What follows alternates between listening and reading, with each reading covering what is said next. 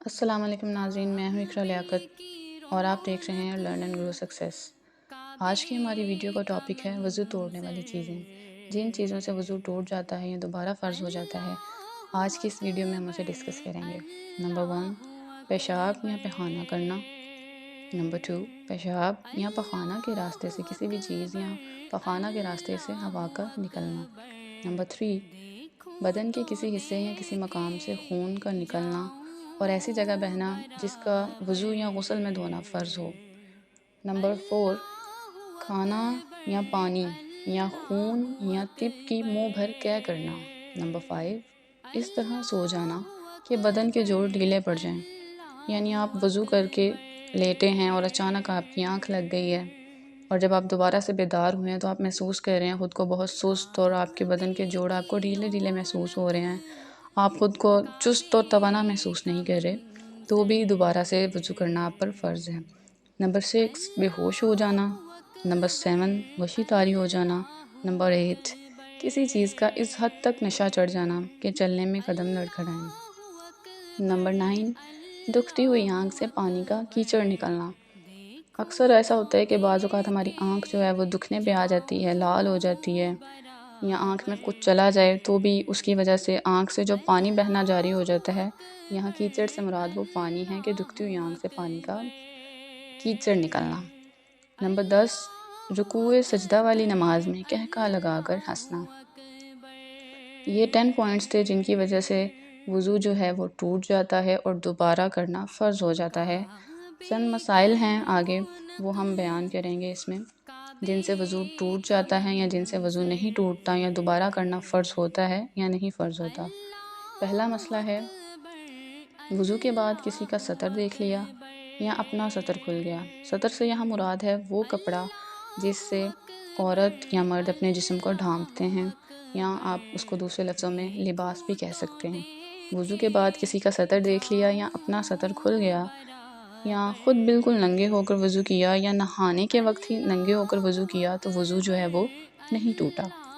یہ جو جاہلوں میں مشہور ہے کہ اپنا سطر کھل جانے یا دوسروں کا سطر دیکھ لینے سے وضو ٹوٹ جاتا ہے، یہ بالکل غلط ہے۔ ہاں، البتہ یہ وضو کے آداب میں سے ہے کہ ناف سے زانوں کے نیچے تک سب سطر چھپا ہو، بلکہ استنجا کے بعد فوراً ہی چھپا لینا چاہیے، کیونکہ بغیر ضرورت کھلا رہنا منع ہے اور دوسروں کے سامنے سطر کھولنا حرام ہے۔ مسئلہ نمبر 2 ہے جی، اگر ناک صاف کی، اس میں سے جمع ہوا خون نکلا تو وضو نہیں ٹوٹا، اور اگر بہتا ہوا خون نکل گیا تو وضو ٹوٹ گیا۔ تیسرا مسئلہ بیان کیا گیا ہے، چھالا نوچ ڈالا، جو بوائلز نکل آتے ہیں جسم پر، ہاتھ پر، پاؤں پر، کسی بھی جگہ پر، اگر اس کو آپ نے نوچ ڈالا اور اس میں سے پانی بہہ گیا تو وضو ٹوٹ گیا، اور اگر پانی نہیں بہا تو وضو نہیں ٹوٹا۔ مسئلہ نمبر 4 ہے، کان میں تیل ڈالا تھا اور ایک دن بعد وہ تیل کان یا ناک سے نکلا تو وضو نہیں ٹوٹا۔ 5واں مسئلہ یہاں بیان کیا گیا تھا، زخم پر گڑا پڑ گیا، اس میں سے کچھ تری چمکی مگر بہی نہیں تو وضو نہیں ٹوٹا۔ 6واں مسئلہ بیان کیا گیا، کٹمل، مچھر، مکھی یا پسو نے خون چوسا تو وضو نہیں ٹوٹا۔ مسئلہ نمبر 7 ہے، وضو کرنے کے درمیان اگر وضو ٹوٹ گیا تو پھر شروع سے وضو کریں، یہاں تک کہ اگر آپ نے چلو میں پانی لیا اور ہوا خارج ہو گئی تو یہ چلو کا پانی جو تھا وہ بیکار ہو گیا۔ اس پانی سے کوئی وضو نہ دھوئیں بلکہ دوسرے پانی سے پھر سے وضو کریں۔ مسئلہ نمبر 8، دکھتی ہوئی آنکھ، دکھتی ہوئی چھاتی، دکھتے ہوئے کان سے جو پانی نکلے وہ نجس ہے اور اس سے وضو ٹوٹ جاتا ہے۔ مسئلہ نمبر 9، کسی کے تھوک میں خون نظر آیا تو اگر تھوک کا رنگ زردی مائل ہے تو کوئی مسئلہ نہیں، وضو نہیں ٹوٹا، اور اگر تھوک سرخی مائل ہو گیا یعنی تھوک کا رنگ لال ہو گیا تو وضو جو ہے وہ ٹوٹ گیا۔ مسئلہ نمبر 10 بیان کیا جاتا ہے کہ وضو کے بعد ناخن یا بال کاٹے تو وضو نہیں ٹوٹا۔ نہ وضو کو دہرانے کی ضرورت ہے، نہ ناخن دھونے کی، اور نہ سر کا مسح کرنے کی ضرورت ہے۔ مسئلہ نمبر 11 یہاں پر آتا ہے کہ اگر بے وضو تھے آپ، اب اسے شک ہے یا آپ کو شک ہے کہ میں نے وضو کیا یا نہیں، تو وہ یقیناً بلا وضو ہے، اس کو وضو کرنا ضروری ہے۔ مسئلہ نمبر 12، یہ یاد رہے کہ وضو میں کوئی عضو دھونے سے رہ گیا مگر معلوم نہیں کہ وہ کون سا عضو تھا تو بایاں پاؤں دھو لیں۔ مسئلہ نمبر 13 ہے، سوتے میں جو رال منہ سے گرے، اگرچہ پیٹ سے آئے، اگرچہ بدبودار ہو، پاک ہو، اس سے بھی آپ کا وضو جو ہے وہ ٹوٹ جاتا ہے۔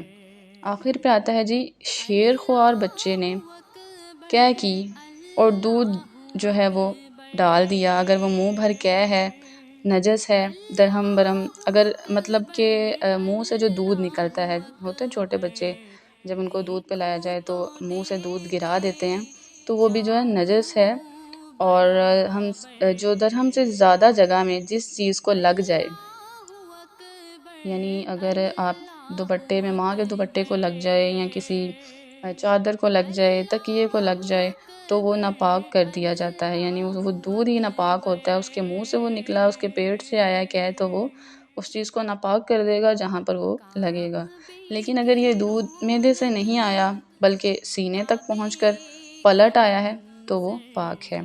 یہ تھا ہماری آج کی ویڈیو کے وضو توڑنے والے چند مسائل اور کن چیزوں سے وضو ٹوٹتا ہے یا دوبارہ فرض ہو جاتا ہے۔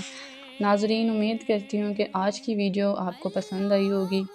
چینل کو سبسکرائب کرنا نہ بھولیں، ویڈیو کو لائک اور شیئر کریں، دعاؤں میں یاد رکھیے گا۔ اللہ حافظ۔